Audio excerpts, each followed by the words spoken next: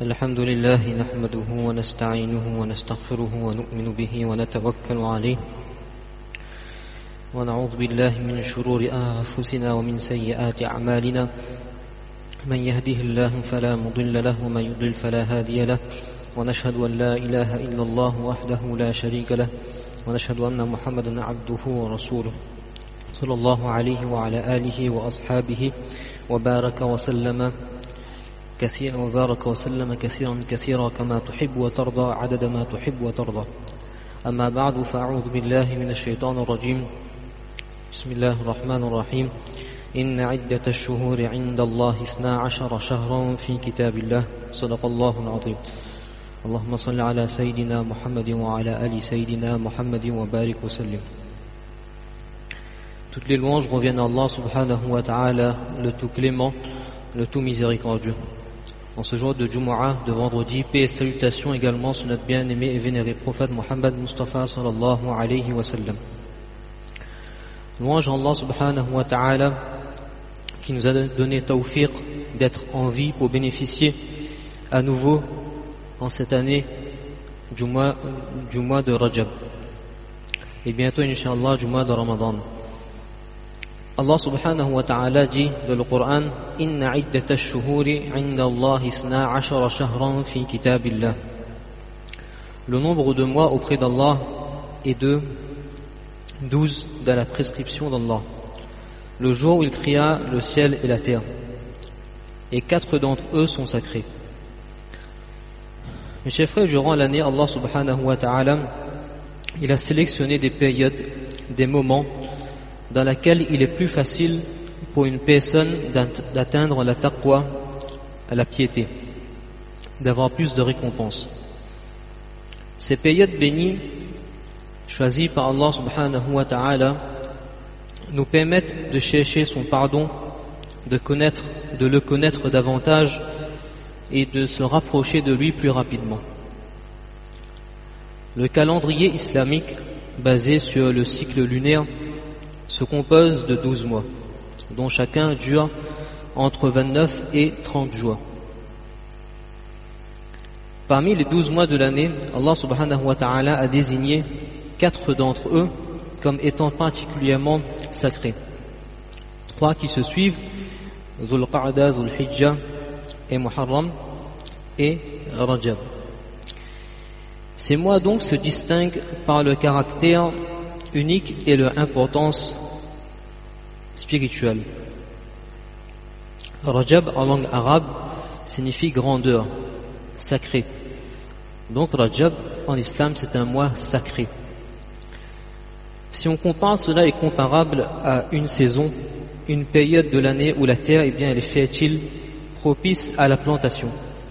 Un de nos salafs avait l'habitude de dire Rajabun kal-rih wa sha'ban kal-ghaym wa ramadan kal-matar faman lam yazra' fi rajab wa lam yasqi fi sha'ban fa kayfa yurid an yuhsad fi ramadan.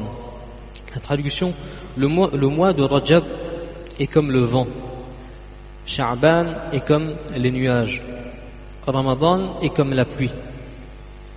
Celui qui ne sème pas en Rajab et n'arrose pas en Sha'ban, alors comment peut-il espérer récolter dans le mois de Ramadan? Cette comparaison, cette métaphore spirituelle est utilisée pour encourager la préparation et l'investissement dans les actes, dans les bonnes actions, avant l'arrivée du mois béni de Ramadan. Rajab est comme le vent. Le vent symbolise le début de la préparation. C'est une période pour réveiller son cœur, se purifier et commencer à se rapprocher d'Allah. On est invité donc à planter les graines des bonnes actions. Sha'ban est quoi? Comme les nuages. Les nuages transportent l'eau qui est essentielle pour nourrir les graines qui sont plantées. Cela représente le moment d'intensifier les efforts spirituels, multiplier les prières, les actes de charité, les actes nawafil et les invocations justement pour s'élever spirituellement.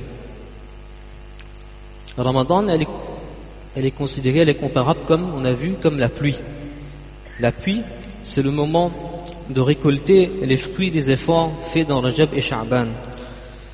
Pendant le Ramadan, les croyants goûtent pleinement à la spiritualité. L'envie est au plus haut niveau et la miséricorde d'Allah subhanahu wa ta'ala et son pardon descendent abondamment. Donc mes chers frères, si une personne ne profite pas dans Rajab et Sha'ban pour semer, arroser les bonnes actions comme la prière, le jeûne volontaire, la lecture du Coran, etc., elle risque de ne pas pouvoir profiter pleinement des bénédictions des rahmas du mois de Ramadan. C'est une invitation à la préparation spirituelle en amont durant 2 mois pour tirer un maximum de bénéfices du mois de Ramadan. Allah subhanahu wa ta'ala, par son infinité bonté, a choisi ces 4 mois sacrés afin que les bonnes actions accomplies durant cette période aient une récompense bien supérieure à celle obtenue en dehors de ces 4 mois-là. Par exemple, une personne qui lit la sourate Yasin le matin, elle voit sa journée facilitée, ses besoins satisfaits et obtient la récompense de la lecture de 10 lectures complètes du Coran. Cette même personne, si elle lit cette sourate durant l'un des mois sacrés, les récompenses sont encore davantage multipliées. Par contre, de la même manière, les péchés qui sont commis durant ces mois sacrés ont une gravité encore plus accrue. C'est pour cela qu'on appelle ces mois justement sacrés. Ils offrent aux croyants et aux croyantes une opportunité précieuse de progresser spirituellement et d'obtenir par cela la grâce d'Allah et le radamandi d'Allah, le contentement d'Allah. Donc ces mois, mes chers frères, sont une occasion unique pour chacun d'entre nous de se rapprocher d'Allah subhanahu wa ta'ala et d'élever notre niveau de piété, notre niveau de taqwa. La sagesse d'Allah subhanahu wa ta'ala réside dans le fait que ces mois permettent aux croyants et aux croyants de freiner le désir, le shahwat et le penchant qui ne sont pas louables auprès d'Allah subhanahu wa ta'ala. En adoptant cette discipline, cette rigueur durant ces mois sacrés, il devient plus facile par la suite pour les gens, durant les autres mois, d'adopter cette rigueur-là. Ainsi, en restant à distance des péchés, en multipliant les bonnes actions, les croyants, Inch'Allah, peuvent conserver ce comportement vertueux et continuer à s'éloigner des péchés durant les autres mois de l'année. Donc, ces mois choisis sont pour chacun l'opportunité de s'éloigner de la désobéissance d'Allah subhanahu wa ta'ala et de se préparer spirituellement pour le mois de Ramadan, pour le jeûne du mois de Ramadan.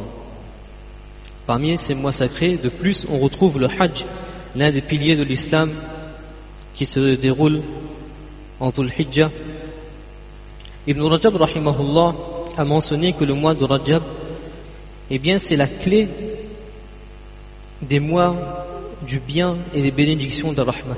Cela souligne donc son importance particulière. Allah subhanahu wa ta'ala dit dans le Coran: فَلَا تَظْلِمُوا فِيهِنَّ أَنفُسَكُمْ. Ne vous faites pas du tort à vous-même durant ces mois. Les commentateurs expliquent, c'est-à-dire les transgressions commises durant ces mois donc sont plus graves que celles commises en dehors de ces mois sacrés. Cela signifie que dans notre religion, certains lieux et certaines périodes sont plus sacrés que d'autres. Par exemple, un péché commis à Makka, à la Mecque, n'est pas équivalent à un péché commis ailleurs sur terre. De même, un péché commis donc dans le mois sacré de Ramadan ou dans les autres mois sacrés est amplifié et considéré comme plus grave. Donc une médisance, une calomnie, un mensonge, un mot grossier ou le fait de regarder des choses illicites sont encore plus condamnables dans ce mois-là.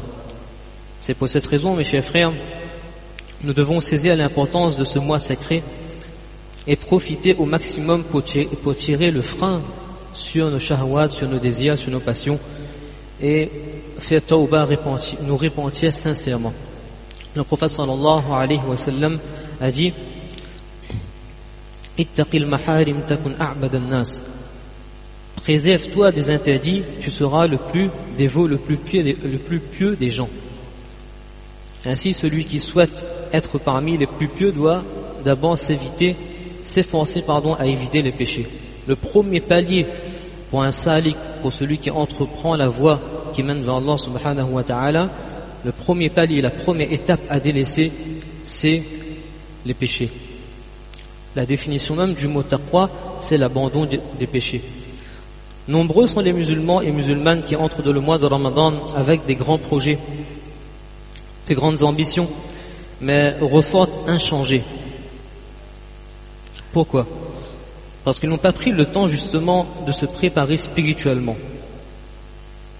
Avez-vous déjà vu un athlète participer à une compétition sans entraînement préalable?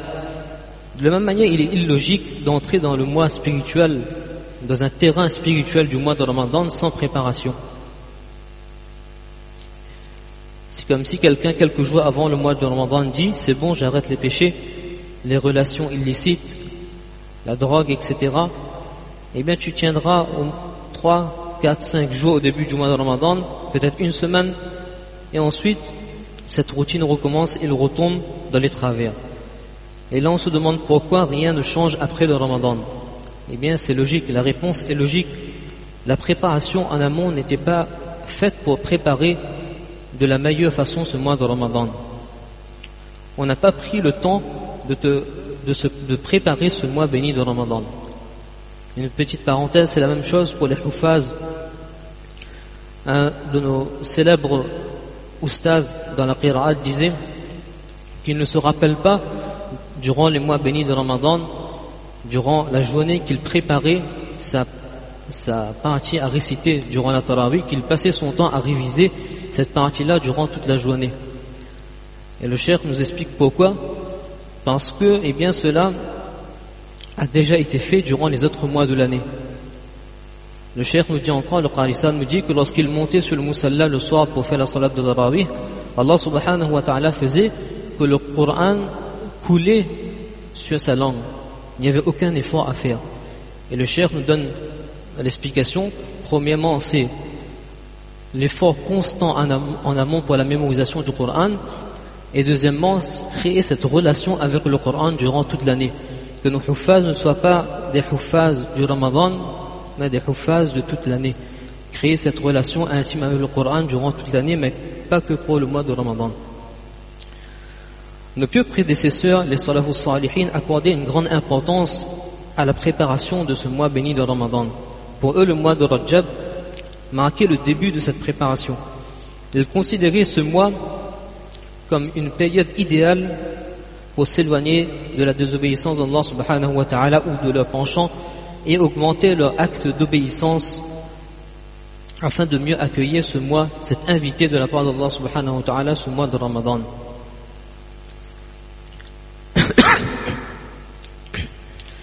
L'imam al-Bassas, rahimahullah, dans son ouvrage Ahkam al-Qur'an, a mentionné que cela fait allusion au fait que ces mois sacrés ont la particularité d'avoir une bénédiction spéciale. Celui qui s'engage dans l'adoration et dans l'obéissance d'Allah subhanahu wa ta'ala durant ces mois sacrés reçoit l'opportunité d'être constant durant les autres mois de l'année. De même, celui qui fait des efforts pour s'abstenir des péchés, des gunas, de la désobéissance d'Allah ta'ala durant ces mois sacrés trouve plus facilement cette ardeur, cette envie de délaisser les péchés durant les autres mois de l'année. C'est pourquoi ne pas tirer profit de ces mois est une perte considérable.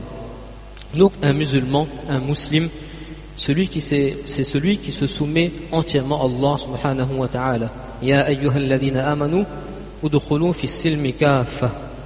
Qu'est-ce que cela signifie? Cela signifie qu'il met en pratique tout ce qu'Allah subhanahu wa ta'ala a ordonné et s'éloigne de ce qu'il a interdit.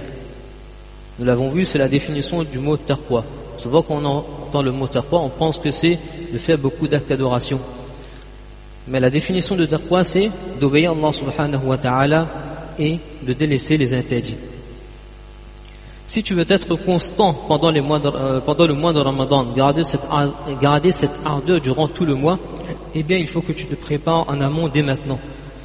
Qu'on se répande, qu'on recharge notre cœur, place des intentions sincères et fermes afin de devenir une meilleure personne, un être humain, et de changer réellement, de devenir muttaqi. Rappelons-nous, l'année dernière, des gens ont jeûné avec nous. Ils ont passé le mois de Ramadan avec nous, ils étaient avec nous. Ils ont fait le Eid avec nous. Mais en ce mois de Rajab, ils ne sont plus avec nous. Eh bien, peut-être que ça peut être notre cas. Notre cas, peut-être qu'Allah subhanahu wa ta'ala nous rappelle auprès de lui avant le mois de Ramadan. Alors, dès maintenant, si on place cette ferme intention d'être sincère, eh bien, Inch'Allah, on en tirera profit même si on ne bénéficie pas du mois de Ramadan. Le prophète sallallahu alayhi wa sallam dit « Innamal a'malu binniyat » les actions dépendent que de nos intentions. Donc, si on place des bonnes intentions depuis le mois de Rajab et même bien depuis avant, et bien même si on meurt avant le mois de Ramadan, Allah subhanahu wa ta'ala, eh bien, il nous récompensera en fonction de ses intentions. Et si Allah subhanahu wa ta'ala, cette année, nous donne l'opportunité à nouveau, eh bien, d'accueillir cet invité ce mois de Ramadan, eh bien, cela est un cadeau de sa part. C'est un cadeau de la part d'Allah subhanahu wa ta'ala.